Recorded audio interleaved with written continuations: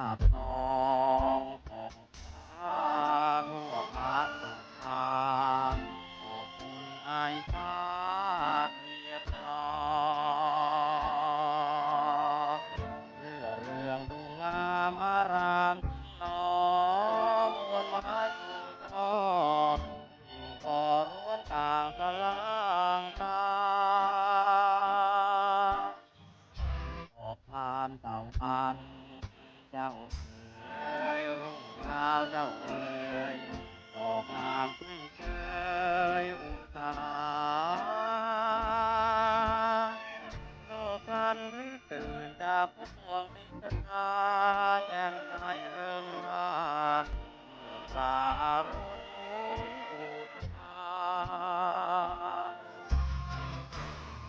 าวัดอารามก็เหตุการณ์เรื่องงามยามมองใกล้ไกลที่อ่อนตรงอันตกใจตัดใจให้โอนบาปตั้งเรุ่นจะรุ่งแล้วรวบแฟนเลิศแล้ววันไม่แล้วเพื่อนเอ๋ยตื่นมาเสียจากเลดเอ๋ยลืดเสือเอ๋ยออกมาชมเชยแสงแห่งวัดอารามก็เหตุการณ์เนื้องามยามมองใกล้ไกลที่อ่อนตรงอันสดใสตัดไปให้โอนบาปตั้งแต่รู้จะรู้แล้วทั่วแฟนเลิศแล้ววันไม่แล้วเพื่อนเอ๋ยตื่นมาเสียจากกิเลสตัณหาเสือเอ๋ยออกมาชมเชยแสงแห่ง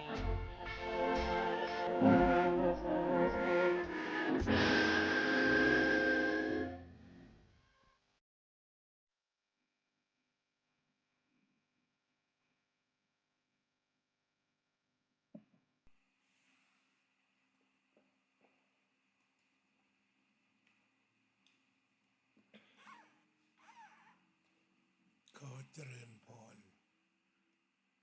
ท่านพุทธศาสนิกชนทั้งหลาย รายการธรรมทานจากวัดพุทธปัญญา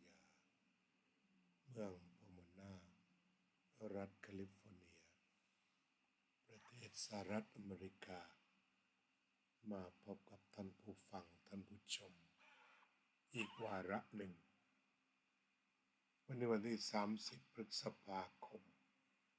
พุทธศักราช 2569 พรุ่งนี้เป็นวันที่31 พฤษภาคม 2569 เป็นวันวิสาขบูชา ก่อนที่จะถึงวันวิสาขบูชาหรือวันศุกร์ดิบเราก็มีเรื่องเกี่ยวกับพระพุทธเจ้ามาคุยกันในการจัดรายการธรรมะทาง TikTok ในห้อง Peace Shop Family นั้นมีเด็กๆเยาวชนได้มาขอว่าหลวงพ่อช่วยเล่าพุทธประวัติให้หนูฟังหน่อยก็เลยได้ทำแล้วก็โพสต์ใน TikTok ในธรรมะ TikTok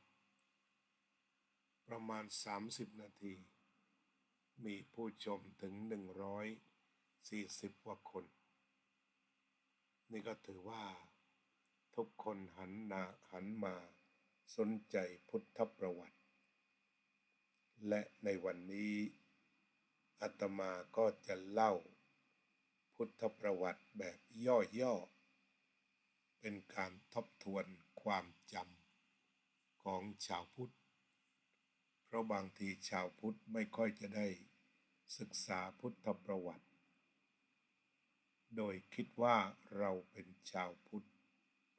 รู้แล้วเข้าใจแล้วพอเอาเข้าจริงก็ลืมหมดได้อาตมาก็จะลองเรียบเรียง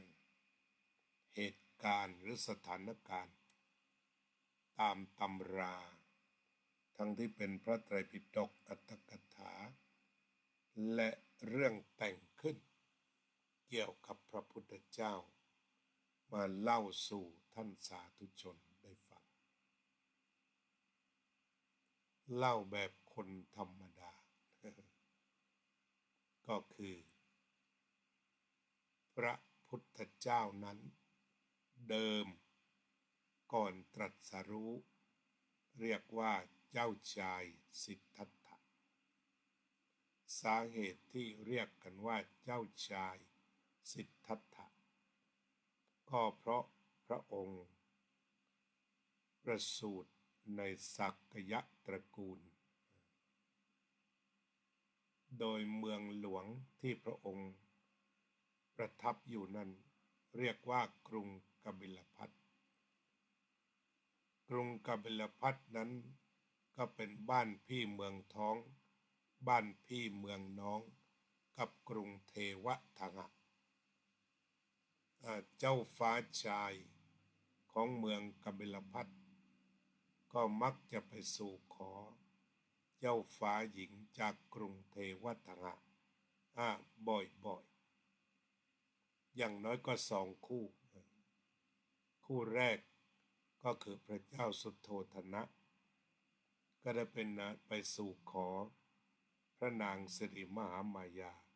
จากกรุงเทวทังะเหมือนกันส่วนตกมาถึงยุคเจ้าชายสิทธัตถะก็ได้สู่ขอพระนางยโสธราหรือพิมพาจากกรุงเทวทังะเหมือนกันนี่ก็คือสายสัมพันธ์โดยมีแม่น้ำโรฮินีขวางกั้นบางฤดูกาลก็ชิงน้ำกันบ้างบางฤดูก็ดีกันบ้างสลับกันไปทีนี้กำเนิดของเจ้าชายสิทธัตถะก็ได้บังเกิดขึ้นเมื่อพระนางสิริมหามายาเสด็จโดยตั้งใจว่าจะไปให้ประสูติการหรือไปคลอดที่กรุงเทวทังะบ้านเกิดเมืองมารดามีการอธิบายไว้ว่า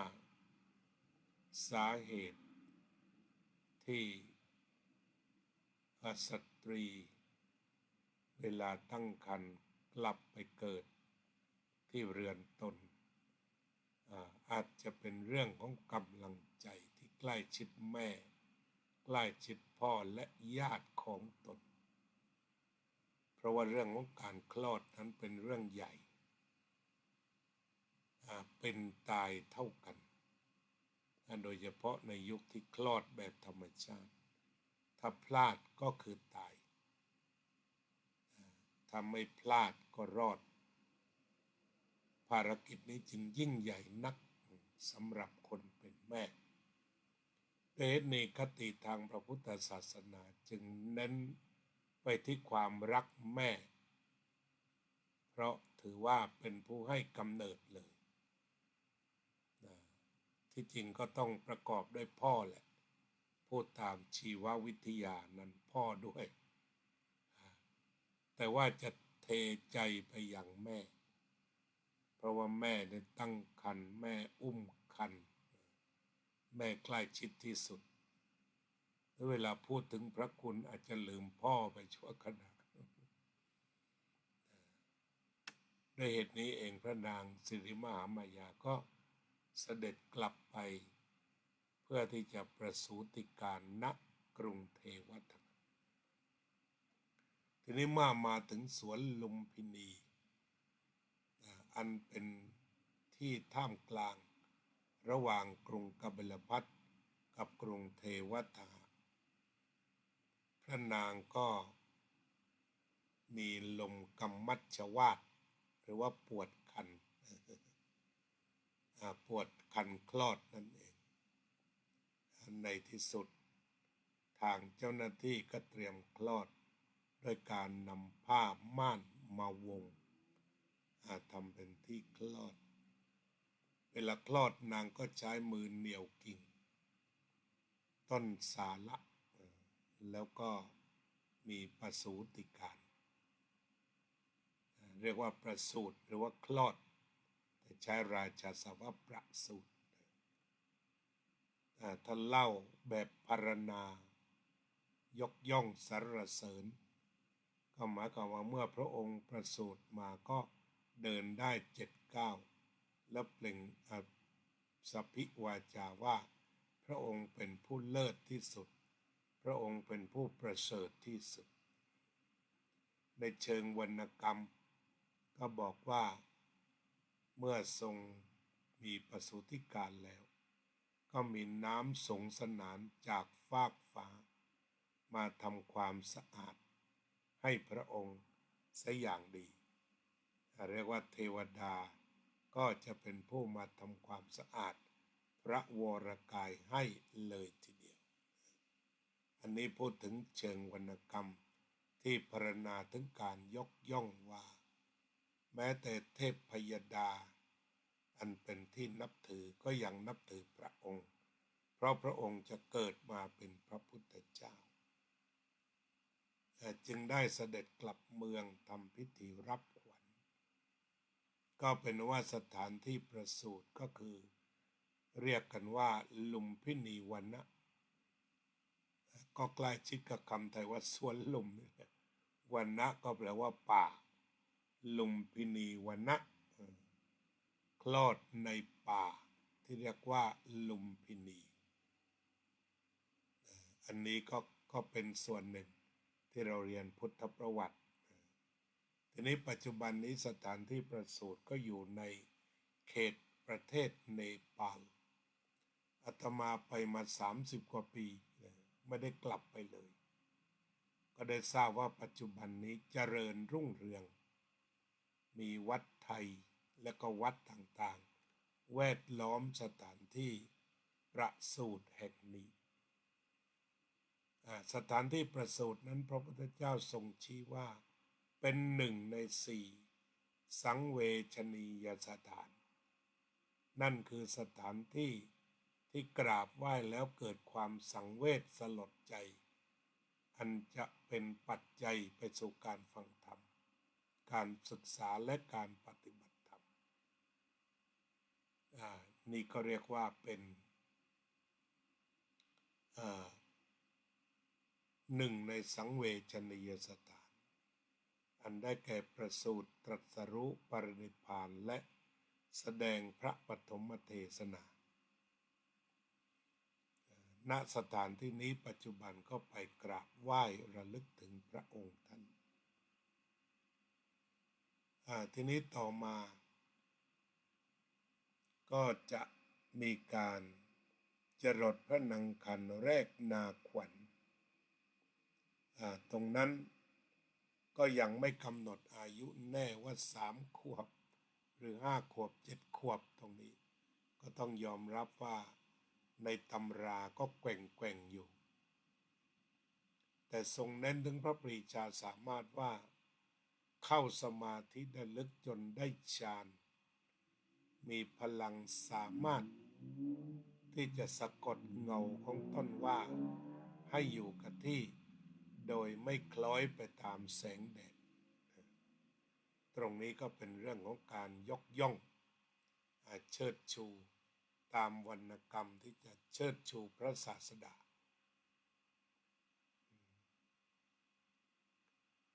ก็มีหลายแห่งก็เขียนประมาณการเอาไว้ว่าอายุ8 ขวบก็พบในตำราหลายเล่มว่าเมื่อพระชนมายุ8 ขวบก็ทรงเริ่มศึกษากับอาจารย์วิศวามิตรทีนี้อาจารย์วิศวามิตรนี่ก็กลายเป็นตำแหน่งอาจารย์ในกรุงกบิลพัสหรือของประจำสักยะตระกูลใครมานั่งตำแหน่งนั้นก็เรียกว่าอาจารย์วิศวามิตรหรือเรียกว่าศาสตราจารย์เกียรติคุณอะไรทำนองนั้นถ้าพูดถึงโลกปัจจุบันก็มาเป็นศาสตราจารย์เกียรติคุณคือไม่ได้จำเพาะเจาะจงว่าเป็นใครอาจารย์วิศวามิตรก็เป็นผู้ที่เก่งกล้าสามารถในอักษรศาสตร์เบื้องต้นอย่างดีทรงวางรากฐานให้กับพระองค์โรงเรียนได้ไวทีนี้จาก8 ขวบไปถึง16 ขวบจาก8 ขวบไปถึง16 ขวบก็พระองค์จบการศึกษาเรียกว่า18 สาขา18 สาขาวิชาอันประกอบไปด้วยเรื่องของการรบเพราะว่าจำเป็นจะต้องไปเป็นพระมหากษัตริย์ที่จะต้องปกป้องแผ่นดินนักรบที่เรียกว่าพระมหากษัตริย์ต้องเดินหน้าจนกระทั่งในคัมภีร์พระเวทก็บอกว่าพระมหากษัตริย์หรือว่านักกษัตริย์นั้นเกิดทางแขนของพระพรหมก็มีการตีความกันว่าเนื่องจากกษัตริย์ใช้แขนรบมาเรื่องของการรบจึงต้องเรียนเต็มที่โดยมีการสรรเสริญพระคุณอีกว่ามีธนูที่หนักถึง1,000 ชั่งอันยกได้ลำบากแต่พระองค์สามารถยกขึ้นมายิงได้เมื่ออายุ16 ปีแสดงว่าตอนนั้นก็มีการใช้ธนูหรือวรรณกรรมตอนที่เรียกว่าเจ้าชายเทวทัตยิงหงส์ตกลงมาและพระองค์ก็ช่วยไว้แต่ก็แสดงว่าการใช้ธนูนั้นเป็นอาวุธสำคัญและพระองค์ก็เก่งในด้านธนูเก่งในด้านการบังคับม้าในหลายแห่งก็เล่าเอาไว้ว่ามีม้าที่พยศเขานำม้าพยศมาให้แล้วพระองค์ก็ทรงเข้าไปลูบได้สามารถจัดการฝึกม้าได้อันนี้ก็เรียกว่าในช่วงพระชนมายุ16 พรรษาแล้วก็มีการแสดงศิลปะให้ปรากฏกับพระประยุรญาติและในที่สุดก็ได้เลือกเอาพระนางยโสธรามาเป็นคู่เพราะพระประยุรญาติพิสูจน์แล้วว่าพระองค์นั้นเก่งพอที่จะมอบเจ้าหญิงให้ได้จากนั้นก็เป็นว่าเสกสมรสเมื่ออายุ16 ปีเมื่ออายุ16 ปีทีนี้เราย้อนไปลืมช่วงที่ทรงประสูติได้5 วันก็มีการตั้งชื่อเรียกว่าสิทธัตถะแปลว่าผู้ที่ทำอะไรก็สำเร็จสิทธัตถะสำเร็จประโยชน์ถ้าแปลตรงตัวพอ7 วันพระมารดาก็ทีวงคตก็คือเรียกว่าตายนั่นเองเกิดมา7 วันตายถ้าว่าพูดแบบภาษาโดยทั่วไปใน 2,000 กว่าปีนั้นก็เป็นเรื่องธรรมดาอาจจะถูกโรคแทรกซ้อน หรืออะไรแต่ว่าสำหรับพระนางผู้ที่จะมาให้กำเนิดแก่พระโพธิสัตว์ที่จะตรัสรู้เป็นพระพุทธเจ้าต่อไปนั้นพระองค์ก็มาเพื่อทำภารกิจ7 วันแล้วก็เสด็จกลับไปยังสวรรค์ชั้นดุสิต อันเป็นที่สถิตของพระโพธิสัตว์ตามตำนานกล่าวอย่างนั้นแต่ถ้าพูดตามภาษาทั่วไปก็พระองค์เป็นกำพร้าพระเจ้าสุโธทนะก็มอบให้แก่พระนานางคือพระนางมหาประชาบดีโคตมีซึ่งเป็นน้องสาวของพระนางเจ้าสิริมหามายาก็ได้เสกสมรสกับพระองค์ด้วยมีน้องชื่อว่านันทกรูปนันทะเป็นน้องสาวพระพุทธเจ้าร่วมพ่อพระนันทะด้วยน้องชายร่วมพ่อก็ได้ถวายขีรธาราหรือให้นมแก่พระองค์มานี่ก็เรียกว่าเป็นย้อนหลังไปอีกหน่อยก็มาอายุ16 พรรษาหรือ16 ปีเสกสมรสแล้วก็ได้ทำหน้าที่อย่างดีทั้งในเรื่องของการเป็นเจ้าชายการดูแลอาณาประชาราษฎร์หรือว่าการดูแลครอบครัวดังมีคำประพันธ์ที่ถอดเป็นไทยได้ว่าผู้ชายเช่นนี้เป็นสามีแห่งนารีใดนารีนั้นเย็นอกเย็นใจได้ผู้ชายเช่นนี้เป็นบิดาแห่งบุตรธิดาใดบุตรธิดานั้นเย็นใจได้ผู้ชายเช่นนี้เป็นบุตรแห่งบิดามารดาใดบิดามารดานั้นเย็นอกเย็นใจคือมีคำว่านิพพุตานิพพุโตซึ่งผันไปตามลิงในด้านภาษาแต่มีคำว่านิพพุตะนิพพุตะซึ่งแปลว่าดับเย็นเย็นใจสบายใจเรียกว่านิพพุตะนิพพุตะเป็นลูกชายใครก็พ่อแม่สบายใจมาเป็นพ่อแม่ใครลูกก็สบายใจมาแต่งงานกับใครภรรยาก็สบายใจ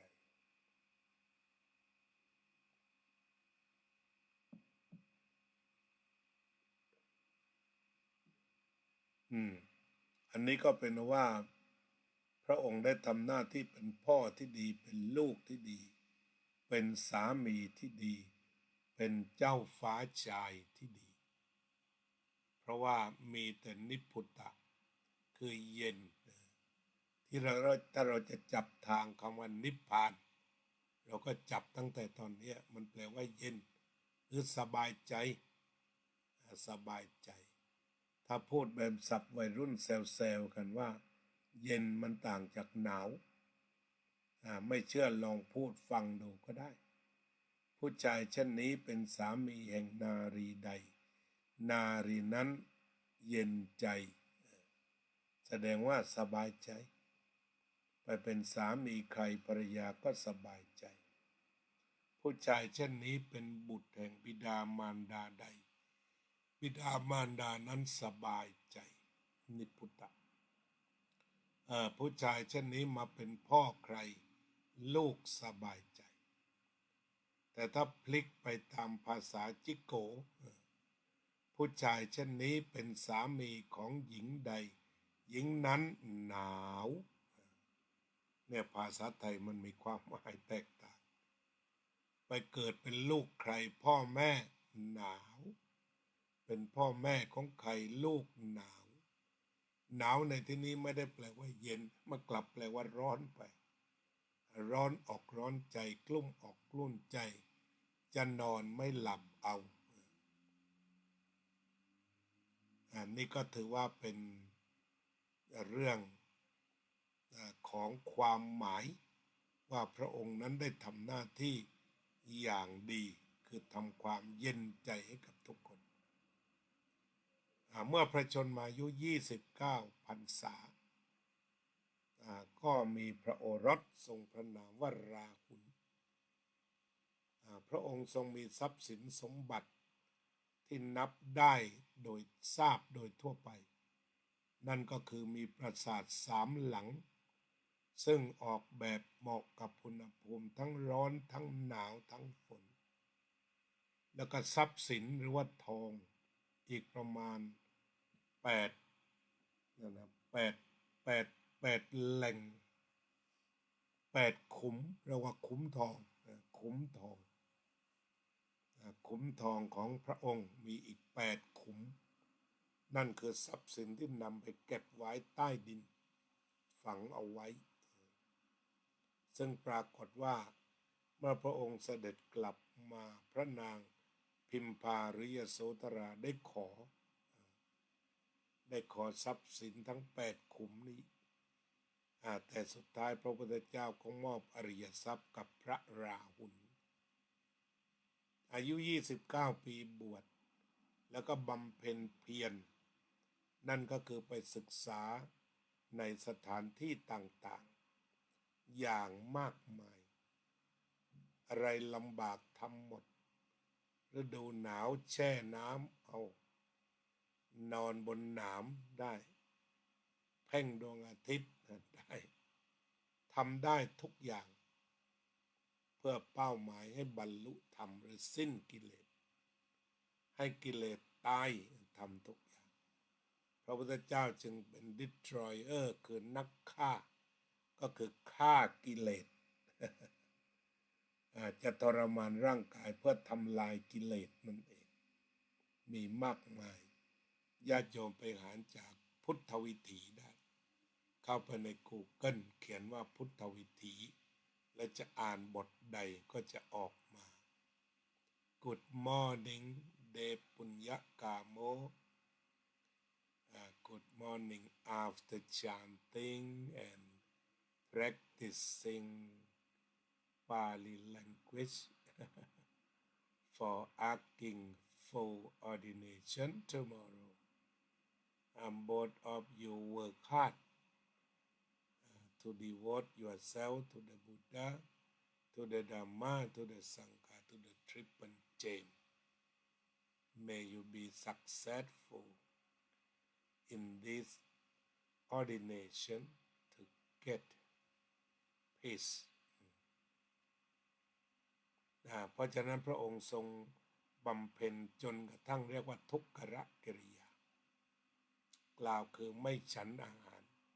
จนร่างกายผ่ายผอมจึงต้องกลับมาฉันมาดื่มนมมีกำลังครั้นถึงวันเพ็ญขึ้น15 ค่ำเดือน 6พระองค์ก็ตรัสรู้ญาณ3คือ1ปุพเพนิวาสานุสติญาณทรงระลึกชาติก่อน2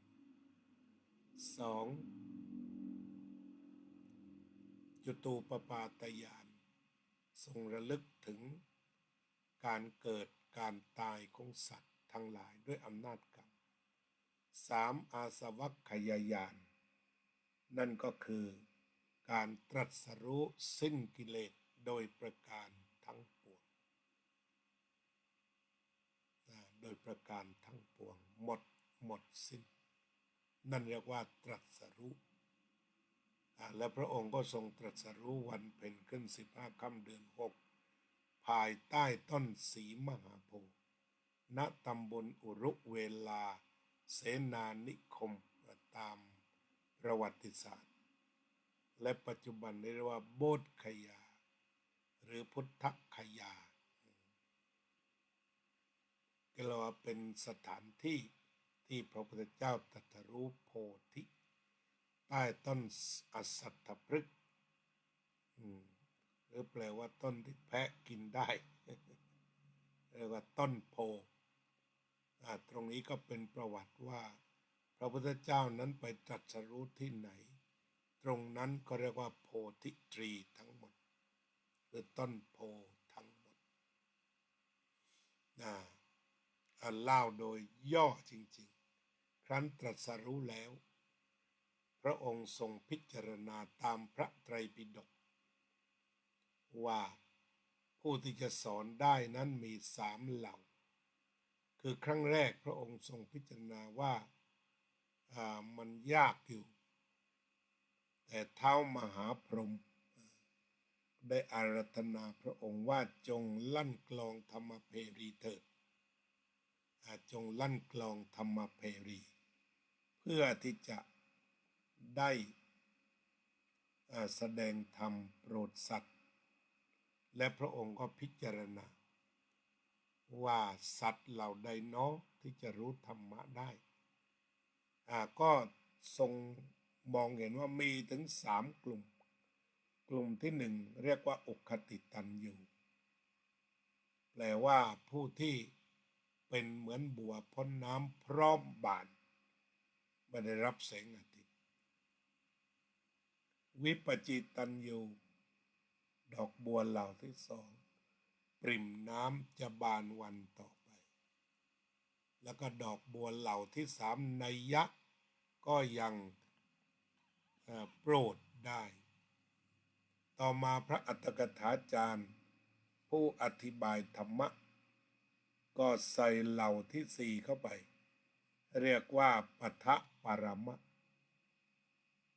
เหล่าที่4คือพวกมีบทบาทอย่างยิ่งกล่าวคืออ้างเหตุผลจนไม่ต้องทำดีอ้างเหตุผลจนไม่ต้องหลุดพ้นเวลาจะไปวัดมันยุ่งงานเหลือเกินชวนทำสมาธิภาวนาก็ไม่ว่างมันบีซี่อย่างนั้นอย่างนี้บทบาทเยอะเสร็จงานนี้แล้วก็ไปบีซี่ตรงโน้นอีกโดยสรุปว่าไม่เอาธรรมะพวกนี้เรียกว่าปทะปรมะคือบทบาทมากจะสวดบนสักครั้งเงื่อนไขเยอะบทบาทเยอะจะทำสมาธิสักครั้งเงื่อนไขมากบทบาทมากคำถามเยอะอันนี้เรียกว่าปทะปรมะและพระองค์ก็เสด็จไปสอนธรรมะแก่ปัญจวัคคีย์เป็นครั้งแรกสอนเสร็จก็ปรากฏว่าถึงกับดีใจเลยเพราะเนื่องจากอัญญาโกณทัญญะได้เห็นดวงตามีดวงตาเห็นธรรมก็สิ่งที่พระองค์แสวงมาตรัสรู้มามีประโยชน์แน่นอนอัญญาสิวัตโพโกณทัญโยโกณทัญโยรู้แล้วอันนี้แล้วก็ต่อมาอีก5 วัน4 วันก็แสดงอนัตตลักขณสูตรพระปัญจวัคคีย์ก็บรรลุอรหันต์ด้วยอนัตตลักขณสูตรตรงนี้ถ้าถามกันพระโกณทัญญะบรรลุธรรมโสดาบันด้วยอะไรก็ด้วยธรรมจักรปวัตตนสูตรและพระปัญจวัคคีย์ที่เหลืออีก4ล่ะบรรลุธรรมอย่างไรด้วยการฟังปกิณกะธรรมเทศนาก็เรียกว่าอริยสัจ4ก็มักจะแสดงหลายรอบก็คือมาทวนอริยสัจ4แล้วก็ทวนเรื่องทานเรื่องศีลเรื่องสวรรค์โทษของกามการออกจากกามมาบรรจบกันกับอริยสัจ4สุดท้ายตบท้ายด้วยอนัตตลักขณสูตรขันธ์5เป็นอนัตตาท่านก็บรรลุธรรมไม่ยึดมั่นด้วยอุปปาทานถอนความยึดมั่นบรรลุเลยจากนั้นก็ขยายตัวพระสาวกที่เราเรียกว่าสังฆะเกิดจากการขยายตัวของอาสาสมัครที่เห็นประโยชน์จากการปฏิบัติธรรมเลยพ้นทุกนี้ชื่อเสียงกระจรกระจายไปช่วยกันเพียงไม่นานนักวันเพ็ญขึ้น15 ค่ำเดือน3ก็มีพระสาวกที่ปรากฏต่อหน้าพระพักตร์ถึง 1,250 รูปพระองค์ทรงแสดงธรรมไม่ได้เหน็ดเหนื่อยจนกระทั่งมีพระชนมายุ80 พรรษาจึงเสด็จอำลาหรือว่าเรียกว่าปลงสังขารณกรุงเวสาลีคำว่าปลงสังขารคือการนับว่าจากนี้ไปอีก3 เดือนจะเสด็จดับขันธปรินิพพานและพระองค์เสด็จจากกรุงไวสาลีไปสู่กุสินาราและทรงดับขันธปรินิพพานใต้ต้น นางรังโดยการปูลาดเตียงและพระองค์ก็เสด็จดับคันธปริพานถ่ายต้นนางรังทั้งคู่ปรินิพพานภาษาคนก็คือพระองค์นอนลงครั้งสุดท้ายและธาตุดินสู่ดินน้ำสู่น้ำไฟสู่ไฟลมสู่ลมนิพพานไม่ไปไหนดำรงอยู่ชั่วนิรันดร์ อันนั้นก็คือการปรินิพพานที่ถ้าเป็นภาษาธรรมปรินิพพานคือกิเลสดับสนิทไม่มีเหลือตั้งแต่ใต้โคนโพธิใต้ต้นโพก็ใช้ทั้งสองภาษาไม่ต้องตัดอะไรทิ้งแต่ทำความเข้าใจกันไปภาษาคนและภาษาธรรมก็ไปด้วยกันภาษาคนก็ไปด้วยกันภาษาธรรมก็ไปด้วยกันเราเดินไปด้วยกันไม่ติดไม่ขัดไม่ข้องไม่ขากันทีนี้ประเด็นนี้ของฝากก่อนจากมีหลายอย่างเช่นพระอานนท์ถามว่าเมื่อพระองค์ดับขันธปรินิพพานแล้วจะให้ใครมาเป็นองค์แทนพระองค์ตั้งไว้เหมือนกันฟังดีๆตั้งว่าพระธรรมและพระวินัยที่พระองค์ตรัสไว้แสดงไว้จะเป็นครูของเธอทั้งหลายพระธรรมและพระวินัยที่ทรงแสดงและบัญญัติจะเป็นครูของเธอกล่าวคือพระภิกษุสงฆ์ในภายหลังมีข้อขัดข้องใดๆก็เข้าไปหาพระธรรมและพระวินัยทุกบททุกตอนนั่นคือการเข้าเฝ้าพระพุทธเจ้าเลยทีเดียวอันนี้หนึ่งประเด็นแล้วก็ต่อจากนั้นทรงย้ำอีกผู้ใดเห็นธรรมผู้นั้นเห็นเราอันนี้กว้างขวางเลยใครอยากเห็นพระพุทธเจ้าก็เข้าไปสู่ธรรมะ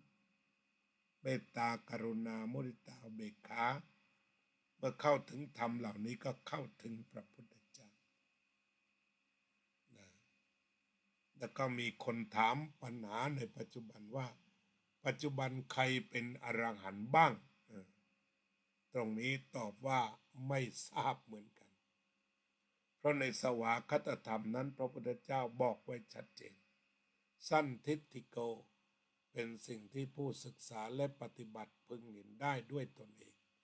อากาลิโกเป็นสิ่งที่ให้ผลได้ไม่จำกัดการ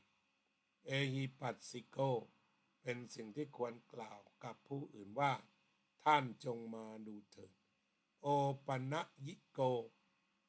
เป็นสิ่งที่ควรน้อมเข้ามาใส่ตัวปัจจัตตังเวทิตโพวินยูหิเป็นสิ่งที่ผู้รู้ก็รู้ได้เฉพาะตนรู้ได้เฉพาะตนใครบรรลุอรหันต์บ้างก็ไม่มีใครไปบอกได้นอกจากพระพุทธเจ้าเรียกว่าพยากรณ์แต่ว่าต่อจากนั้นบอกไม่ได้ทั้งนั้นบอกไม่ได้ทั้งนั้นไม่มีใครบอกได้แต่พระองค์ตรัสว่าเมื่อไรยังมีการปฏิบัติชอบโลกจะไม่ว่างจากพระอรหันต์ก็ไม่รู้อยู่ตรงไหนละนั่นนะใครบรรลุหมดสังโยชน์หลุดก็จบเป็นอรหันต์ไปแต่ไม่มีใครรู้ฉะนั้นผู้ที่กล้าแสดงก็อาบัติกันพรึบเลยถ้าไม่จริงก็ปาราชิกไปถ้าจริงก็อาบัติปาจิตตีสำหรับผู้ที่อวดว่าเป็นอรหันต์ถ้าจริงเป็นอาบัติปาจิตตีถ้าไม่จริงเป็นอาบัติปาราชิกตรงนี้ก็ให้ได้ทราบกันเอาไว้ก็เป็นว่าการเล่าพุทธประวัติเพื่อเฉลิมฉลองวันวิสาขบูชาในประเด็นต่างๆที่เก็บมาก็พอสมควรแก่เวลาวันนี้เราจะมาภาวนาพุทโธกัน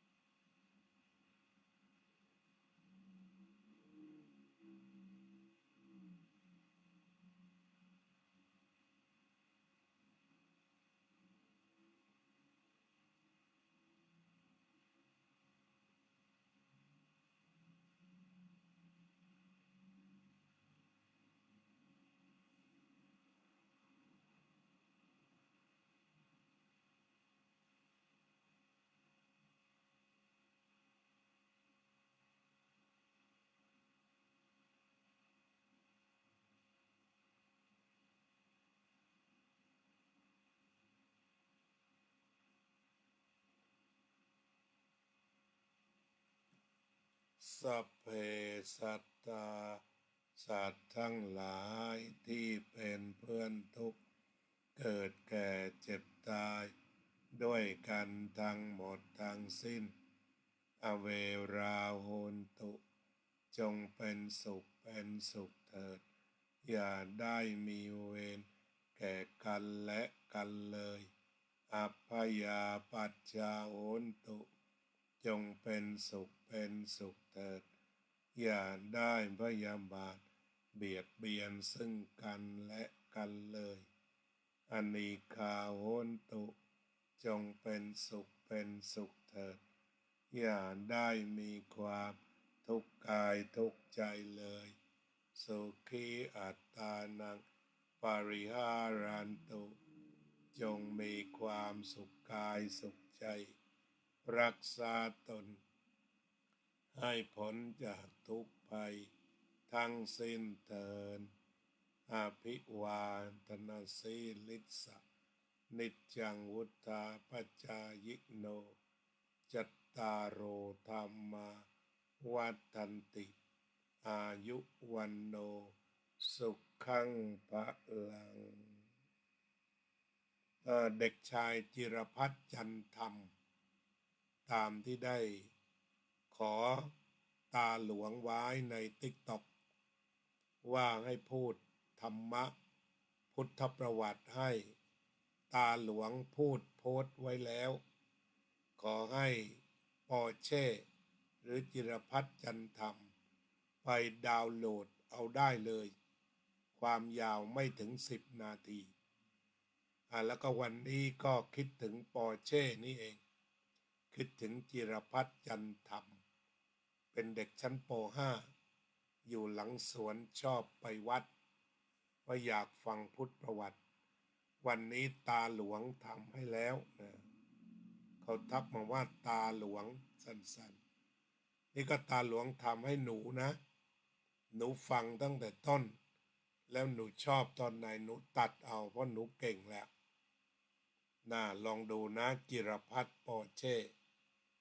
ถ้าได้ยินตาหลวงให้กดหัวใจให้ตาหลวงหน่อยเป็นอันว่ารับทราบลองดูสิเป็นอันว่าปอเช่รับทราบที่ตาหลวงได้พูดเพื่อปอเช่เป็นเด็กชั้นป.5 นะแต่ก็อยากจะนำเอาธรรมะไปเผยแผ่ไปเปิดในทีวีก็ลองไปทำดูเท่าที่หนูทำได้ก็แล้วกันนะก็เป็นอันว่าตาหลวงเขาเรียกตาหลวงหรือหลวงตานั่นแหละเด็กคนนี้เป็นเด็กผู้ชาย เด็กผู้ชายชอบมาเที่ยววัดแล้วก็จะนิมนต์ตาหลวงไปอยู่วัดปราสาทนิกรอยู่เรื่อย เชิญหน้าก็นิมนต์ทุกทีเลยก็เป็นว่าก็อาศัยปอเช่นี่เองที่ได้พูดธรรมะทั้งในTikTokที่ทำไว้แล้วแล้วก็ทั้งในส่วนของที่พูดวันนี้นะปอเช่หรือจิรพัฒน์นำไปใช้งานได้เลยกดหัวใจให้ตาหลวงหน่อยเป็นอันทราบว่าหนูรับทราบแล้วนะวันนี้เล่าให้หนูฟังหรือเด็กรุ่นหนูอาจจะได้เข้าใจเกี่ยวกับเรื่องพุทธประวัติได้หวังว่าต่อไปคงจะถามมาอีก วันนี้ทำให้เด็กผู้ใหญ่ก็ฟังได้นะคิดว่า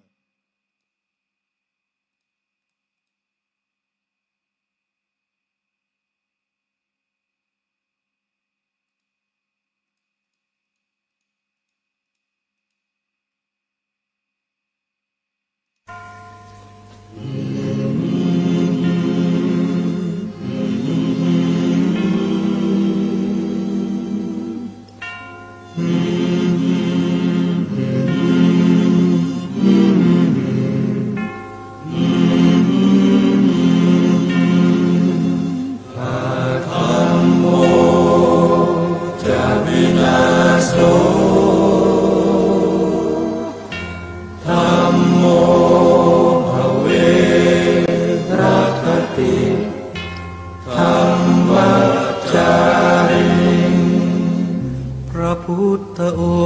งค์ท่านทรงตรัสรู้ท่านทรงตรัสรู้เป็นสัพพัญญูตรัสสอนความจริงตรัสสอนความจริงว่าธรรมะย่อมชนะทุกสิ่งเป็นที่พึงพิงแก่ผู้ประพฤติชอบธรรมธัมโมจะวินาโส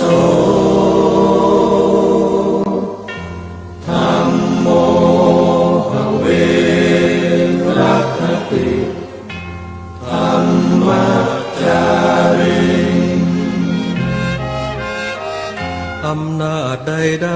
ๆก็ตามย่อมถึงความพินา